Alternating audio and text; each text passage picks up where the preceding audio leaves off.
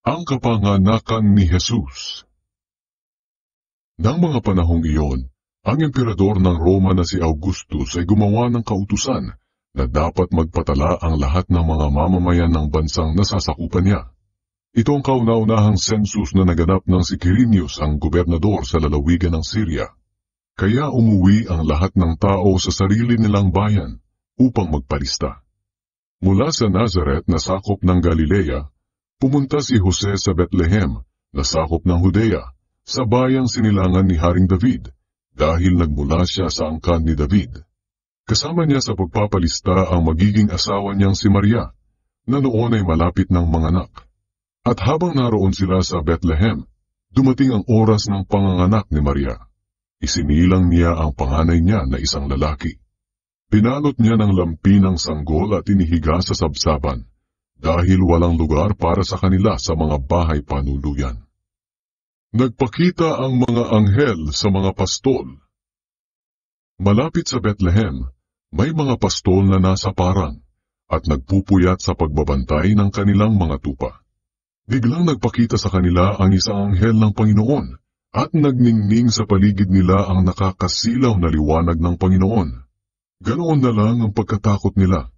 Pero sinabi sa kanila ng anghel, "Huwag kayong matakot, dahil naparito ako upang sabihin sa inyo ang magandang balita na magbibigay ng malaking kagalakan sa lahat ng tao. Sapagkat isinilang ngayon sa Bethlehem sa bayan ni Haring David ang inyong tagapagligtas, ang Kristo na siyang Panginoon. Ito ang palatandaan upang makilala ninyo siya. Makikita ninyo ang sanggol na nababalot ng lampin at nakahiga sa isang sabsaban."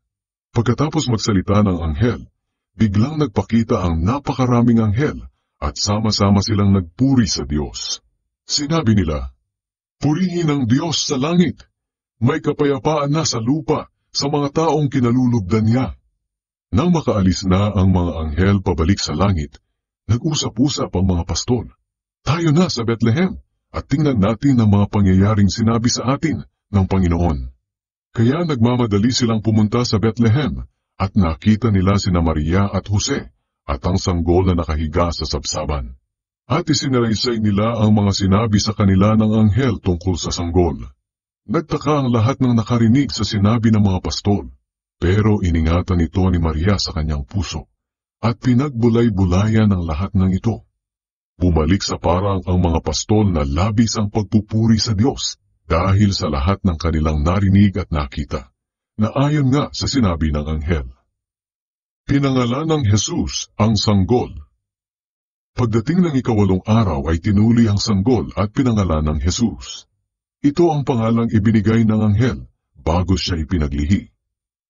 Inihandog si Jesus sa templo.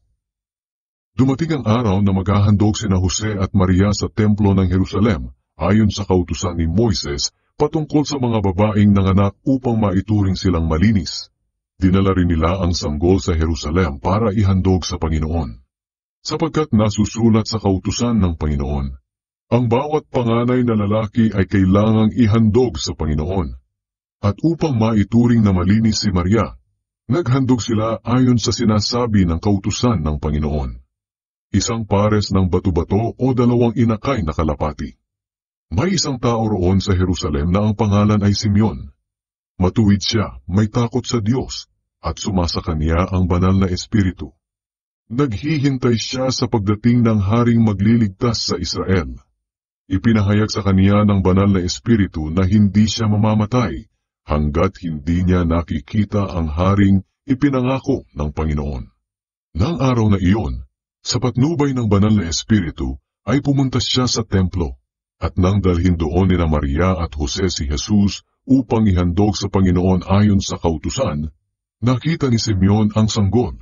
Kinargan niya ito at pinuri ang Diyos. Sinabi niya, "Panginoon, maaari niyo na akong kunin na inyong lingkod, dahil natupad na ang pangako niyo sa akin. Mamamatay na ako ng mapayapa, dahil nakita na ng sarili kong mga mata ang tagapagligtas na inihanda ninyo para sa lahat ng tao. Siya ang magbibigay liwanag sa isipan ng mga hindi Hudyo na hindi nakakakilala sa iyo, at magbibigay karangalan sa inyong bayang Israel." Namangha ang ama at ina ng sanggol sa sinabi ni Simeon tungkol sa sanggol. Binasbasan sila ni Simeon at sinabi niya kay Maria, "Ang batang ito'y itinalaga upang itaas at ibagsak ang marami sa Israel. Magiging tanda siya mula sa Diyos, pero marami ang magsasalita ng laban sa kanya. Kaya ikaw mismo ay masasaktan na parang sinaksak ng patalim ang puso mo. At dahil sa gagawin niya, mahahayag ang kasamaang nasa isip ng maraming tao." Naroon din sa templo ang isang babaeng propeta na ang pangalan ay Ana. Anak siya ni Fanuel na mula sa lahi ni Asher. Matandang-matanda na siya. 7 taon lang silang nagsama ng kanyang asawa bago siya nabiyuda. At ngayon 84 na taon na siya. Palagi siyang nasa templo. Araw-gabi ay sumasamba siya sa Diyos sa pamamagitan ng pananalangin at pag-aayuno. Lumapit siya ng oras ding iyon kina Jose at Maria at nagpasalamat sa Diyos. At nagsalita rin siya tungkol sa bata sa lahat na naghihintay sa araw ng pagliligtas ng Diyos sa Jerusalem. Nang may sagawa na nina Jose at Maria ang lahat ng dapat nilang gawin ayon sa kautusan ng Panginoon, umuwi na sila sa kanilang bayan sa Nazaret na sakop ng Galilea. Lumaki ang batang si Jesus at naging malakas at napakatalino, at pinagpala siya ng Diyos. Ang batang si Jesus sa templo. Bawat taon pumupunta ang mga magulang ni Jesus sa Jerusalem para dumalo sa pista ng paglampas ng anghel. Nang 12 taon na si Jesus, muli silang pumunta roon gaya ng nakaugalian nila. Pagkatapos ng pista, umuwi na sila pero nagpaiwan si Jesus sa Jerusalem. Hindi ito namalayan ng mga magulang niya. Ang akala nila ay kasama siya ng iba nilang kababayan na pauwi na rin, kaya nagpatuloy sila sa paglalakad buong araw. Bandang huli ay hinanap nila si Jesus sa kanilang mga kamag-anak at mga kaibigan. Nang malaman nila na wala si Jesus sa kanila, bumalik sila sa Jerusalem para roon siya hanapin. At nang 3 araw, natagpuan nila si Jesus sa templo na nakaupong kasama ng mga tagapagturo ng kautusan. Nakikinig siya sa kanila at nagtatanong. Namangha ang lahat ng nakarinig sa mga isinasagot niya at sa kaniyang katalinuhan. Nagtaka ang mga magulang niya nang matagpuan siya roon. Sinabi ng kanyang ina, "Anak, bakit mo ito ginawa sa amin? Balisang-balisa na kami ng iyong ama sa paghahanap sa iyo." Sumagot si Jesus, "Bakit po ninyo ako hinahanap? Hindi ba ninyo alam na dapat ay narito ako sa bahay ng aking ama?"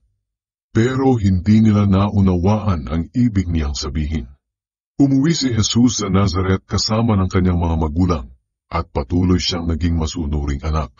Ang lahat ng bagay na ito ay iningatan ng kanyang ina sa kanyang puso. Patuloy na lumaki si Jesus at lalo pang naging matalino. Kinalugdan siya ng Diyos at ng mga tao.